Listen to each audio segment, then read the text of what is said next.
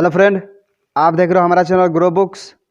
तो आज हम फिर से आपके लिए एक नई बुक लाए हैं, जिस बुक का नाम है द आर्टिस्ट वे। इसका मतलब क्रिएटिविटी को बढ़ाने का एक आसान तरीका। इनका लेखक का नाम है जूलिया कैमरॉन। तो चलिए बुक को आपको दो लफ्ज़ों में बताते हैं। हर किसी के अंदर कोई ना कोई कला जरूर छुपी होती है। आप में से कोई भी एक अच्छा आर्टिस्ट बन सकता है। यहाँ सवाल ये उठता है कि फिर हम बन क्यों नहीं पाते। कभी हमारा सेल्फ डाउट, कभी आसपास के लोगों, तो कभी हमारा पास्ट हमारे सामने आकर हमें क्रिएटिविटी से दूर ले जाता है। 1994 में आई द आर्टिस्ट वे नाम की ये किताब क्रिएटिविटी से जुड़े आपके सारे सवालों के जवाब देगी और आपके अंदर छुपे कलाकार को बाहर लाने में आपकी मदद करेगी। यह किताब किसके लिए है? एक आर्टिस्ट या क्रिएटिव व्यक्ति के लिए, उन लोगों के लिए जिन्हें अपने क्रिएटिव सपनों को पूरा करने का मौका नहीं मिल सका।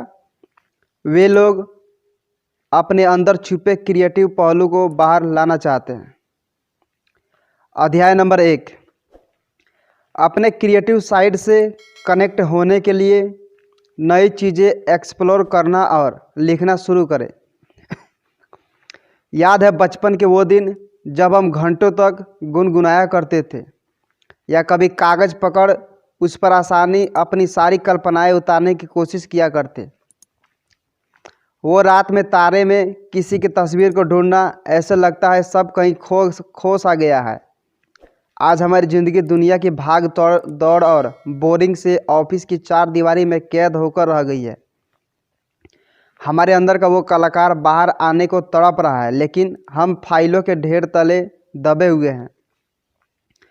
हो सकता है आप में से कुछ भाग्यशाली लोगों को अपने आर्ट को ही अपना प्रोफेशनल बनाने का मौका तो मिल गया हो, लेकिन कंपटीशन और क्रिएटिव ब्लॉक जैसी समस्याओं के कारण आप अभी तक अपना मास्टरपीस नहीं बना पाए हो।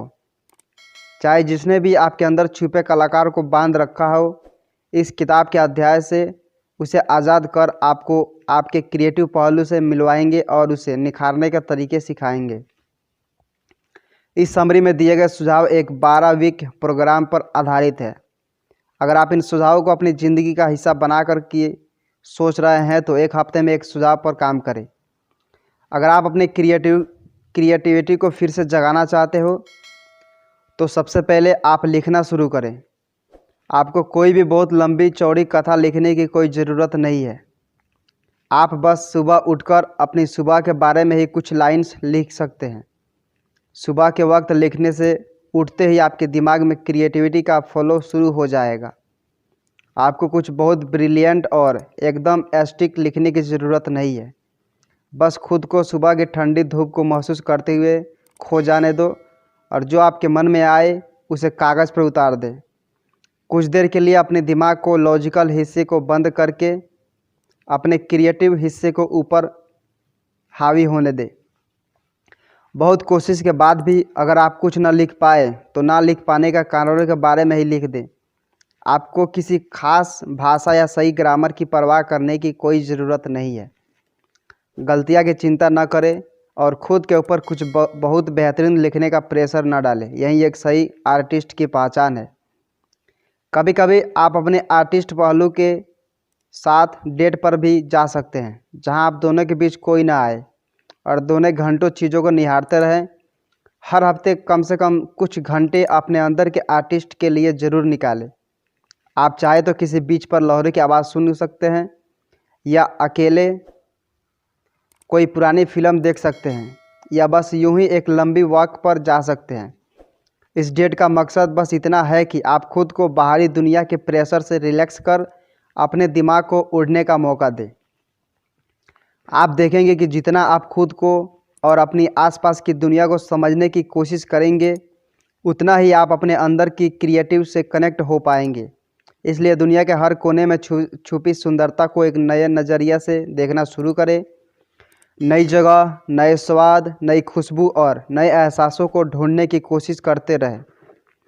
इसके लिए आपको अलग से टाइम निकालने की ज़रूरत नहीं है। आप चाहे तो किसी दिन ऑफिस से घर जाते समय कोई नया रास्ता ले सकते हैं, ताकि आप शहर के एक नए कोने को देख सकें। कभी रास्ते में रुककर ढलती हुई शाम को आसमान का नज़ारा ले सकते हैं। रास्ते में मिलने वाले उन खूबसूरत फूलों को निहार सकते हैं। हमारे आसपास इतना कुछ है कि आप जब भी चाहे किसी न किसी नई चीज़ की खोज कर सकते हैं। अध्याय नंबर 2, खुद पर डाउट करना छोड़ दें और अपने कॉन्फिडेंस को बढ़ाएं। मुश्किल से लड़ना भले किसी को पसंद ना हो, लेकिन अपने अंदर क्रिएटिव को निखारने के लिए आपको कुछ मुश्किलों रास्ते से होकर भी गुजरना पड़ेगा और हर तकलीफ का सामना करना सीखना होगा। क्रिएटिव लोगों को अपनी ज़िंदगी में बहुत सी परेशानियों का सामना करना पड़ता है। अक्सर माँ बाप ही अपने टैलेंटेड बच्चों को आर्ट्स के रास्ते पर नहीं चलने देते, क्योंकि उन्हें डर होता है कि ऐसा करने से वो पैसा नहीं कमा पाएंगे और उनके फाइनेंशियल हालात खस्ती हो जाएगी। ऐसे लोगों को अपनी कला को अपने मन में ही दबाना पड़ता है। ऐसे लोग पैसे के मामले में सक्सेसफुल बन भी जाए तो भी इनके क्रिएटिव सपने अंदर ही अंदर इन्हें डराते रहते हैं। अंत में इनमें ज़्यादातर लोग एक निराशा भरी ज़िंदगी जीते हैं और कुछ फिर से अपनी सपनों की राह पर चलने की हिम्मत दिखाते हैं। मास्टर शेफ पंकज भदौरिया का यही उदाहरण ले लीजिए।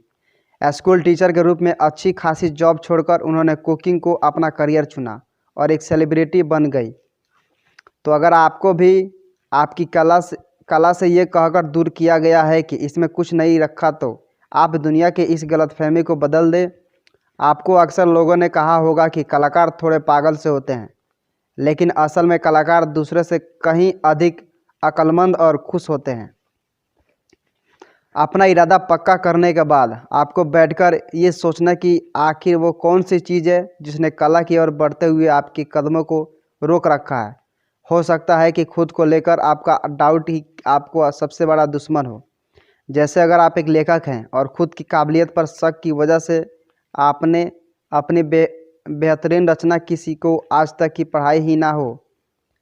अगर अक्सर हम अपने विचारों में कैद होकर रह जाते हैं। ऐसे में आपके आसपास के कुछ लोग आपको और नीचे गिरा सकते हैं। ऐसे लोगों को लेखिका ने क्रेजी मेकर यानी पागल बनाने वाले लोग कहा जाता है। इन लोगों का काम है ऐसे कलाकारों को ढूंढना जिन्हें खुद पर विश्वास ना हो और उनकी कला को अपना बनाकर बेचना। ऐसे लोगों से हमेशा सावधान रहें। इन्हें खुद का फ़ायदा न उठाने दें और याद रखें कि आपकी कला और क्रिएटिविटी का केवल इंसान ही हकदार है और वो आप खुद हैं। अगर आपने बहुत समय से कुछ क्रिएटिव नहीं किया है तो अपने अंदर के कलाकार को जगाने आपके लिए थोड़ा मुश्किल हो सकता है, लेकिन टेंशन न ले। एक बार अपने अंदर झांक कर देखें। अपने क्रिएटिव पहलू से जुड़ना शुरू कर दिया तो आपका सामना रोमांच से भरे ख्यालों में होने लगेगा। ये सब शुरुआत में ये आपको थोड़ा अजीब लग सकता है, पर बाद में आपको इसमें मज़ा आने लगेगा। जैसा कि गुस्सा एक बहुत बुरा एहसास है, लेकिन आप इससे भाग नहीं सकते। कभी कभी यही गुस्सा आपको सही राह भी दिखा सकता है। जैसे मान ले आपने कोई फिल्म देखी और आपके अंदर से आवाज़ आई कि उन एक्टरों से बेहतर काम तो आप कर सकते थे। अगर ये आवाज़ आपके अंदर बार बार आती है तो ऐसे में इसे गंभीरता से ले। आर्ट और क्रिएटिविटी में कई बार आप कुछ ऐसे विषयों में भी घुस जाते हैं जो आपके या ऑडियंस के दिलों को छू जाता है। कई बार ऐसा भी हो सकता है कि लोग आपको बुरा भले कहें, क्योंकि आपने उनको उनके कंफर्ट जोन से बाहर निकालकर उन्हें सच का आईना दिखा दिया है। ऐसा खास तौर पर राजनीति या धर्म से जुड़े विषयों में होता है, क्योंकि दोनों ही बहुत संवेदनशील होते हैं। जैसे जैसे आप खुद को गहराई से समझने लगते हैं, आप अपनी नई नई कमजोरियां और ताकतों के बारे में जान पाते हैं। करीब 1 दर्जन से ज़्यादा नॉवेल लिखने के बाद भी लेखक खाली पन्नों से डरते हैं। अगर आप भी ऐसे ही खुद को बांधा हुआ महसूस कर रहे हैं तो आप अपने आसपास की चीज़ों या लोगों को ध्यान से देखिए। शायद आप किसी से इंस्पायर हो जाए। हो सकता है जब आपको कोई टॉपिक बता दे तब आप ज़्यादा आसानी से लिख पाए। किसी से राय लेने में कोई बुराई नहीं है। गुस्सा, नेगेटिविटी, दिमाग का ब्लॉक होना, अगर आपके साथ भी ये सब हो रहा है तो समझ जाए कि आप सही रास्ते पर चल रहे हैं। इन सब कमजोरियों से अगर आपका सामना हो रहा है तो इसका मतलब है कि आपकी रिकवरी प्रोसेस सही चल रहा है। अपना पेशेंस बनाए रखें और ठंडे दिमाग से अपने मॉर्निंग पेजेस लिखते रहे। ये चीज़ें आपको अपने क्रिएटिव पहलू से जोड़ कर रखेंगे। अध्याय नंबर 3, आइडियाज़ बनाने की ज़रूरत नहीं पड़ती, बल्कि इस यूनिवर्स में आइडियाज़ भरे पड़े हैं, आपको बस उन्हें महसूस करना है। जब माइकल एंजेला ने अपनी मशहूर डेविड की मूर्ति बनाई तो उन्होंने कहा कि उन्होंने डेविड को पाया है, उसे बनाया नहीं है। कई महान कलाकारों की तरह माइकल खुद को एक जरिए के रूप में मानते थे जो इस बड़े से यूनिवर्स की बातों को लोगों तक पहुंचाते थे। असल में कलाकार आइडिया बनाते नहीं हैं, बल्कि अपने नज़रिए से इस यूनिवर्स में छुपे आइडियाज़ को ढूंढ निकालते हैं। जिस दिन आपको ये बात समझ में आ गई, उस दिन से आपकी कभी क्रिएटिव ब्लॉक का सामना नहीं करना पड़ेगा। एक बहुत शानदार आइडियाज़ को ढूंढने का प्रेशर कभी कभी बहुत ज़्यादा हो जाता है, पर बात दरअसल यह है कि जैसे आप एक पेड़ को बना नहीं सकते, उसे बीज से निकाल कर बड़ा होते हुए देख सकते हैं, ठीक वैसे ही आप आइडियाज़ को बना नहीं सकते, बस एक छोटी सी इंस्पिरेशन से बड़ी क्रिएटिविटी के रूप में बढ़ते हुए महसूस कर सकते हैं। सभी फिल्मों, गानों, पेंटिंग और सभी क्रिएटिव कामों को बीज इसी यूनिवर्स में कहीं मौजूद होता है। आपको बस उसे ढूंढकर उसे बड़ा बनाना है। जब आपको ऐसा कोई आइडियाज़ मिल जाए तो उसका ख्याल रखें और उस पर ध्यान दें ताकि वो बड़ा बन सके। सभी बड़े कलाकार ऐसा ही करते हैं। जब आप अपने क्रिएटिव पहलू के लिए पेशेंट हो जाएंगे, तब आपको ये महसूस होगा कि मौके खुद ब खुद आपके दरवाजे पे दस्तक दे रहे हैं। ये कायनात खुद आपकी मदद करने लगेगी। हो सकता है आपको एक्टिंग का ऑफ़र मिल जाए या आपकी कहानी किसी पब्लिशर को पसंद आ जाए। अगर आप कोशिश करेंगे तो भगवान भी आपकी मदद ज़रूर करेगा, लेकिन कोशिश तो आपको खुद ही करनी होगी। अपने क्रिएटिव पहलू को दुनिया के सामने लाने का सबसे पहला जरिया आप खुद ही हैं। परफेक्शन की चाह, ज़रूरत से ज़्यादा कंपटीशन और काम की लत आपको क्रिएटिव ब्लॉक की स्थिति में डाल सकती है। डर किसी भी कलाकार का सबसे बड़ा दुश्मन है। एक बार आप डर गए तो आपको खुद पर डाउट होने लगेगा और सब कुछ अच्छा चलते हुए भी आप ब्लॉक हो जाएंगे। ज़्यादातर डर बचपन की किसी घटना से जुड़े होते हैं, जैसे स्पोर्ट न करने वाले माता पिता, या आपकी वो टीचर जिसे आप हमेशा से नालायक लगते थे, या आपका वो दोस्त जिसने आपका मजाक उड़ाया था। ऐसी कई छोटी छोटी बातें हमारे मन में हमेशा के लिए डर बैठा देती है, लेकिन कभी कभी अपने डर के लिए हम खुद ही जिम्मेदार होते हैं।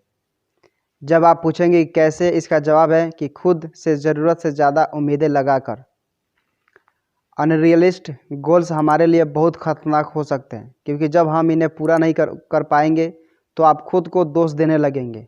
दुख, पछतावे और गुस्से के कारण आपका क्रिएटिव फ्लो बिल्कुल बिगड़ जाएगा। ऐसे में आपको और बुरा लगने लगेगा कि आप कुछ नहीं कर पा रहे हैं। बस ये सब तक चलता जाएगा जब तक कि आपका सेल्फ कॉन्फिडेंस इतना कम हो जाए कि आप किसी भी नए प्रोजेक्ट को शुरू करने से डरने लगे और अंत में अपनी कला का साथ छोड़ दें। सुनने में कितना डरावना लगता है ना।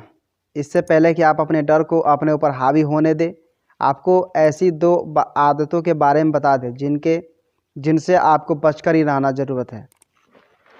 एक है वर्कहोलिज्म, यानी काम का नशा। कुछ लोगों के मन में जब क्रिएटिव फीलिंग्स आती है तो वह ज़रूरत से ज़्यादा ही काम करने लगते हैं, लेकिन असल में काम का नशा हमारी क्रिएटिविटी को नुकसान पहुंचाता है, क्योंकि काम के नशे में चूर होकर हम यूनिवर्स की एनर्जी को अपने अंदर से फॉलो होता हुआ महसूस ही नहीं कर पाते। इसलिए बेहतर यही है कि अपने शांत दिमाग में आइडियाज़ को खुद ही आने दें, उसे ज़बरदस्ती लाने की कोशिश ना करें। दूसरी आदत है ज़रूरत से ज़्यादा कंपटीशन, जो कि फिर से हमारी क्रिएटिविटी के लिए अच्छा नहीं है। यह आपका ध्यान अपने काम से भटका सकता है और आपके मन में गलत सवाल आने लगते हैं, जैसे कि उसकी फ़िल्म आ गई, मेरी क्यों नहीं। इसकी जगह आप खुद से पॉजिटिव सवाल पूछने की कोशिश करें, जैसे कि क्या आज मैंने अपने स्क्रीन प्ले पर काम किया। अध्याय नंबर 4, अपने क्रिएटिव पहलू को खुलकर सबके सामने लाने की पूरी कोशिश करें। हर कलाकार के लिए सेल्फ कॉन्फिडेंस का होना बहुत ज़रूरी होता है। तो अगर आप आप में भी इसकी कमी है तो ज़रा अपने पास्ट में झांक कर देखिए कि ऐसा क्या हुआ जिसने आपके सेल्फ कॉन्फिडेंस को कम कर दिया और आप उसे दोबारा हासिल करने के लिए क्या क्या कर सकते हैं। पुरानी यादें में झांके और ऐसी 3 बात ढूंढ कर लाएँ जिसने आपके खुद पर विश्वास कम कर दिया। हर याद और हर बात बहुत ज़रूरी है। जैसे अगर आपके किसी दोस्त ने तीसरी क्लास में आपकी बनाई ड्राइंग का मजाक उड़ाया था तो उसकी भी एक लिस्ट में जगह मिल सकती है। जब किसी ने आपका दिल दुखाया था और आपके कॉन्फिडेंस की धज्जियाँ उड़ाई थी, उन पलों को याद करके उनके बारे में विचार करके ही आप उनसे पीछा छुड़ा सकते हैं। केवल यही एक तरीका है खुद को उस दर्द से बाहर निकालने का। अपने इमेजिनेशन एक्सरसाइजेज की मदद से भी अपने कॉन्फिडेंस को दोबारा पा सकते हैं। आप अकेले में बैठकर शांत दिमाग से सोचिए कि जो आपका परफेक्ट क्रिएटिव दिन होगा वो कैसा होगा। उस दिन आप सुबह उठते ही क्या क्या करेंगे और दिन के आखिरी में आप क्या हासिल करेंगे। खुद को हर चैलेंज से जीतता हुआ महसूस करें और हमेशा याद रखें कि आप कर सकते हैं। हद निश्चय भी अपने अंदर एक की क्रिएटिविटी को निखारने का एक बहुत अच्छा तरीका है। आप कुछ 3 या 4 वाक्य सोच लें जिन्हें दोहरा कर आप खुद को जोश से भर सकते हैं। जैसे, मैं भगवान का दिया हुआ एक तोहफा हूँ, मुझ में क्रिएटिविटी भरी हुई है, मैं ये कर सकता हूँ।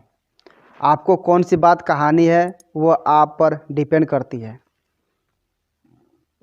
लेखिका ने कुछ अच्छी आदतों के बारे में बताया जिनका इस्तेमाल आप उस समय कर सकते हैं जब आप निराश महसूस कर रहे हो सकता है कि किसी दिन आप वो सब हासिल कर पाए जैसे आपने प्लान किया था। लेकिन ऐसे में भी आपको परेशान होने की ज़रूरत नहीं है। बस थोड़ा रुके, खुद को शांत करें और गहरी सांस लें। सोचिए अभी जो समय बचा है उसमें आप क्या क्या कर सकते हैं। अपने आसपास छोटी छोटी खुशियाँ इकट्ठा करें, जैसे घर में भीनी सी खुशबू बिखरा दे। कभी बिना किसी के कारण अपनी पसंदीदा ड्रेस पहनकर तैयार हो और घर में ये लिखकर रिमाइंडर चिपका दे कि आप बहुत कीमती हैं और आपको खुद का ख्याल रखना है। बस इन बातों को अपनी ज़िंदगी का हिस्सा बना लें और आप देखेंगे कि बहुत ही आसानी से आप अपनी क्रिएटिविटी को हासिल कर लेंगे। कुल मिलाकर अपने क्रिएटिव पोटेंशियल को हासिल कर पाना मुश्किल ज़रूर है, लेकिन अगर कोई चाहे तो इसे हासिल कर सकता है। अगर आपको ये करना नामुमकिन सा लग रहा है तो कुछ आदतों और सुझावों को अपनी ज़िंदगी का हिस्सा बनाकर देखें। मॉर्निंग पेजेस लिखना शुरू करें, नए नए टॉपिक्स के बारे में जानना शुरू करें। कभी कभी खुद के साथ डेट पर जाएं और फिर देखें। जब आपको अपने अंदर झांक कर खुद में छुपे कलाकार को समझने की कोशिश करेंगे तो आप अपने क्रिएटिव पहलू से फिर से मिल पाएंगे। क्या करें? बस मज़े करें। क्रिएटिव प्रोसेस हमेशा मज़ेदार होनी चाहिए। बास्केटबॉल खेलें, बाइक राइड पर जाए, रॉक क्लाइंबिंग करें या फिर बस घर बैठे कोई फिल्म ही देख ले, क्योंकि कभी कभी कुछ नया और बड़ा करने से पहले थोड़ा रिलैक्स होना भी ज़रूरी होता है।